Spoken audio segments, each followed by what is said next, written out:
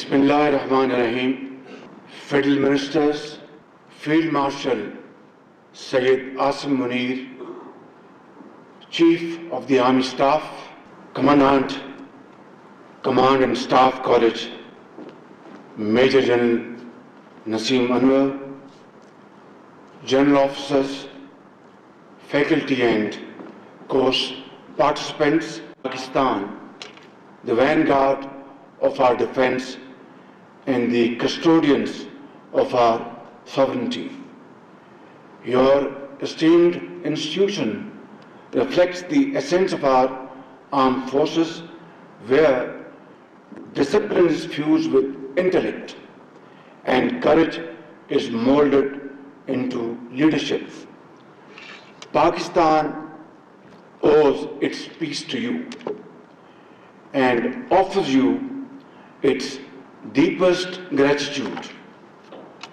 I also extend a special welcome to our guest officers from brotherly and friendly countries, and I would like to say a sentence.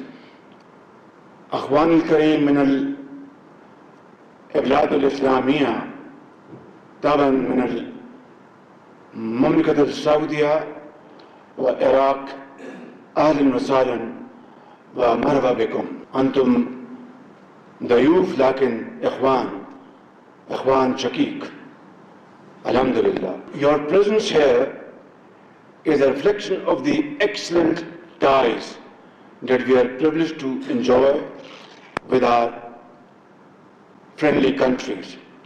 Let me commend the Commandant of this great seat of learning for maintaining the highest standard of training and extend my heartiest congratulations to the course participants for the successful completion of your training. Ladies and gentlemen, today the threats we face are no longer limited to conventional battlefields.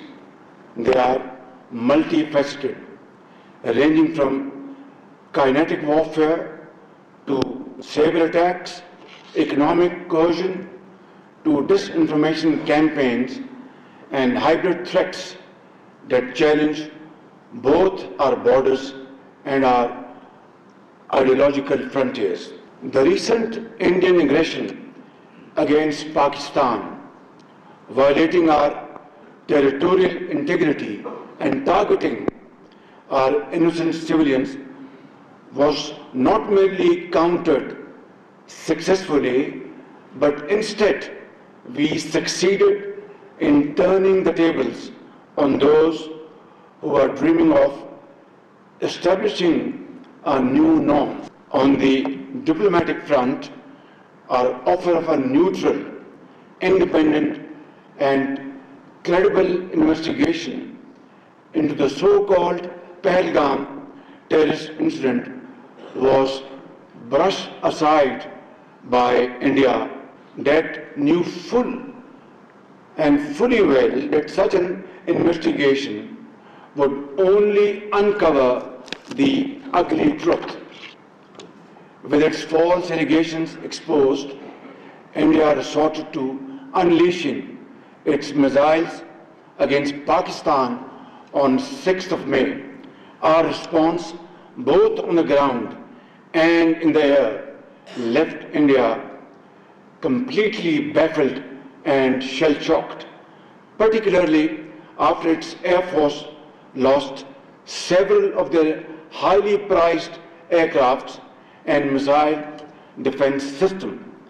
The Indian leaders had no option but to concoct patently false explanation for their losses. India tried sneaking in once again in the wee hours of 10th May, but their frustration was obvious, loud and clear. That very early morning, I received a call from Field Marshal Syed Asim Munir. He sounded calm, poised, yet confident and fully prepared Throughout this crisis, his bold, courageous, fearless, and inspiring leadership stirred the armed forces and galvanized them as a wall of steel. Surely he has entirely earned the rare title of Field Marshal. Our counter-strike Operation Bunyanum Marsus destroyed the enemy's defenses and shattered the myth of their military might. I must also acknowledge the heroics of our Air Force, led by Air Chief Marshal Zahir Ahmed Baba, who displayed exemplary professionalism in downing enemy jets with precision and accuracy. Ladies and gentlemen, Pakistan accepted the ceasefire offer brokered by the United States and other brotherly and friendly countries in the interest of peace, progress, and prosperity in South Asia. More importantly, India's much wanted claim that they would establish a new norm was buried for all times to come by our brave armed forces. On top of it, these claims were ridiculed by the Indians themselves. In fact, Pakistan had given India a bloody nose as it suffered a serious setback in both warfare and finest diplomacy. The unprecedented synergy of our armed forces, the civilian leadership, and the indomitable spirit of our people, steeled by our faith in the infinite mercy of Allah subhanahu wa ta'ala, granted us a glorious victory that will echo through the annals of history. In fact, it is Pakistan that has established a new norm in its relations with India. Henceforth, we shall not allow her to behave in an arrogant and haughty manner ever again, inshallah. And if and when it does so, we will respond with full force. Nor will we ever allow India to weaponize water by holding the Indus Water Treaty in abeyance. This is an absolute red line for us. I must mention, and without mincing words, that while we have succeeded on the military front, Pakistan continues to face major challenges in the fields of economy and governance as well. Let me recall back in April 2022, when I assumed the office of Prime Minister for a short while, about 16 months, just to illustrate the gravity of the situation at that point in time.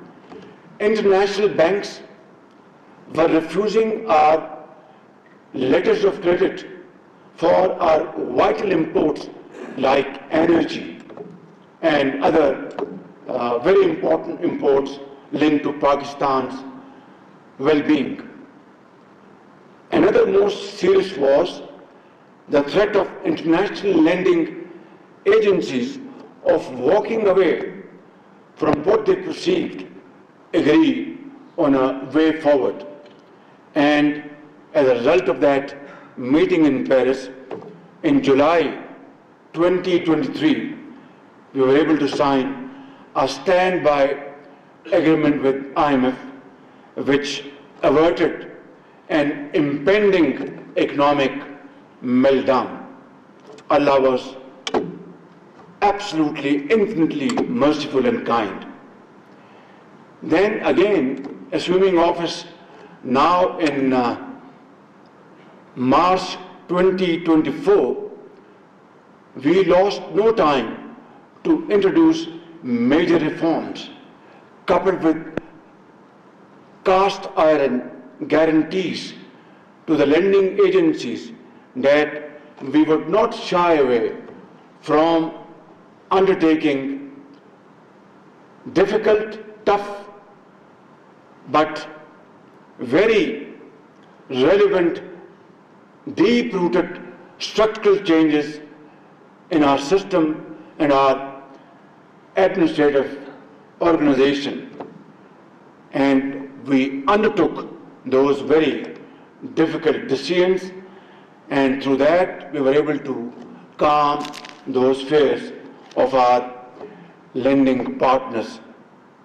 Today, alhamdulillah, we are witnessing the fruits of those sacrifices made by the common man of Pakistan.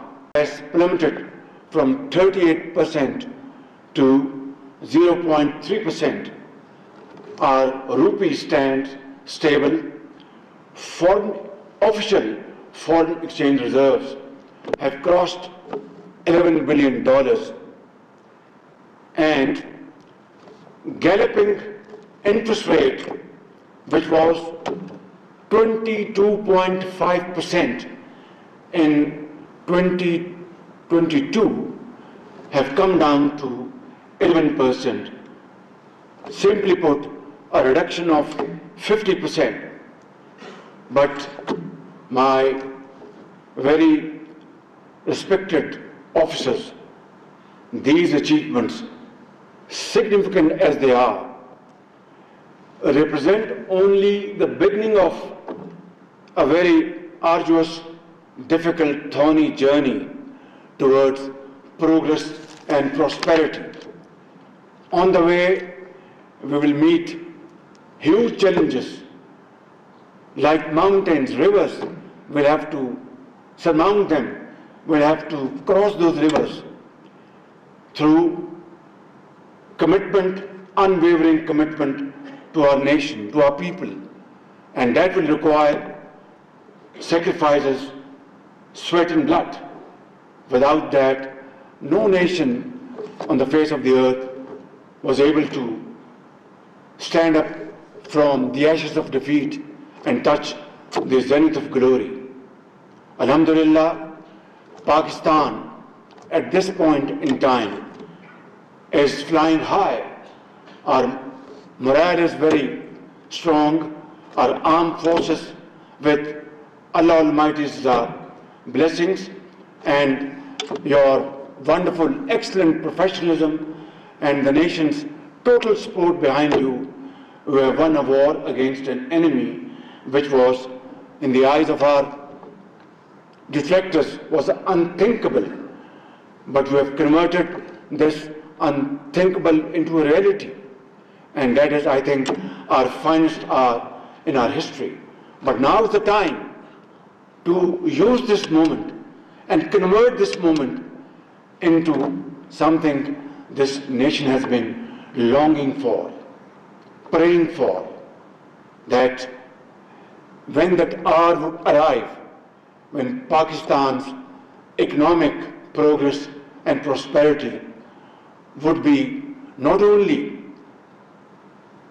witnessed by them, enjoyed by them, but the world at large would stand up and respect Pakistan's grit and its hard work and its infinite efforts to achieve a point for which this country was carved out under the leadership of Asim Muhammad Ali Jinnah, and sacrifices of millions of people who crossed rivers of blood on the way.